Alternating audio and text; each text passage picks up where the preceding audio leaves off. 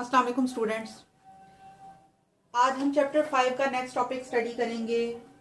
Weightlessness in satellite and gravity free system. इससे पहले हमने वेटलेसनेस की कंडीशन पढ़ी थी, जहां हमने रियल एंड अपीयरेंट वेट पढ़ा था और हमने कहा था जब भी कोई बॉडी फ्रीली फॉलिंग होगी, यानी फ्रेम ऑफ रेफरेंस अगर फ्रीली फॉलिंग होगा under the action of gravity, यानी उसका acceleration equal to the gravitational acceleration होगा,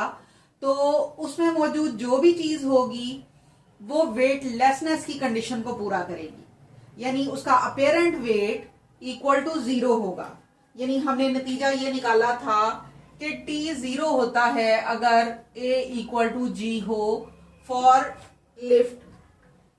तो यहां अगर हम वेटलेसनेस इन सैटेलाइट की बात करें तो सैटेलाइट चूंकि फ्रीली फॉलिंग ऑब्जेक्ट है इन स्पेस, जो कि अर्थ की तरफ due to gravitational acceleration, due to gravitational pull freely fall कर रहा है, तो इसके अंदर जितनी भी चीजें होंगी वो वेटलेस हो जाएंगी ड्यू टू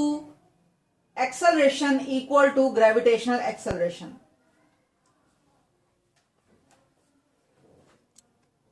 यहां ये बात इंपॉर्टेंट है कि ऑब्जेक्ट चाहे स्पेसशिप के अंदर या सैटेलाइट के अंदर कहीं भी रखी हो, उसके ऊपर वेटलेसनेस की कंडीशन अप्लाई होगी, क्योंकि पूरा का पूरा सैटेलाइट ही फ्रीली फॉल में है और उसकी वजह से वेटलेसनेस की कंडीशन उसके अंदर मौजूद हर चीज के ऊपर अप्लाई हो रही है। दूसरी चीज जो इसमें इंपॉर्टेंट है वो ये है कि फोर्स ऑफ अट्रैक्शन चाहे अर्थ की हो, सन की हो या किसी स्टार की हो सैटेलाइट के ऊपर, उन सारों की वजह से वेटलेसनेस की कंडीशन प्रोड्यूस हो जाएगी। अर्थ जो है, अर्थ के सैटेलाइट फ्रीली फॉलिंग ऑब्जेक्ट्स होते हैं, यानी हर वो चीज जो अर्थ के गिर्द रिवॉल्व करेगी वो उसके तरफ फ्रीली फॉल कर रही होगी ड्यू टू ग्रेविटेशनल एक्सेलरेशन। ये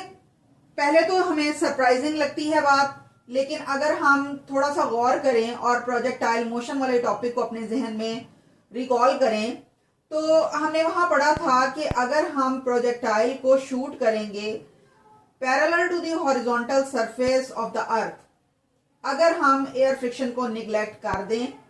और अगर हम हाई स्पीड के ऊपर प्रोजेक्टाइल को फॉल करें, तो इसकी फ्री फॉल के दौरान curvature of the path decrease करेगा विद इंक्रीजिंग हॉरिजॉन्टल स्पीड्स। अगर हम ऑब्जेक्ट को इतना ज्यादा फास्ट थ्रो करें, यानी इनिशियल स्पीड उसको इतनी ज्यादा दें और पैरेलल टू द अर्थ अगर उसको स्पीड दें, तो कर्वेचर ऑफ द पाथ जो होगा सैटेलाइट का वो मैच कर जाएगा कर्वेचर ऑफ द अर्थ के साथ और सैटेलाइट सर्कल में मूव करता रहेगा अराउंड द अर्थ, यानी curvature of the satellite match कर जाता है हाई स्पीड के ऊपर कर्वेचर ऑफ द अर्थ के साथ। क्योंकि स्पेसशिप जो है या सैटेलाइट जो है वो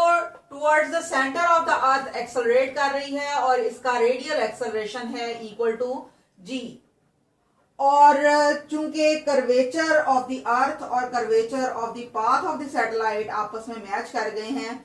तो ऑब्जेक्ट अगर फ्रीली फॉल कर भी रही होगी तो जितनी देर में वो फॉल करेगी,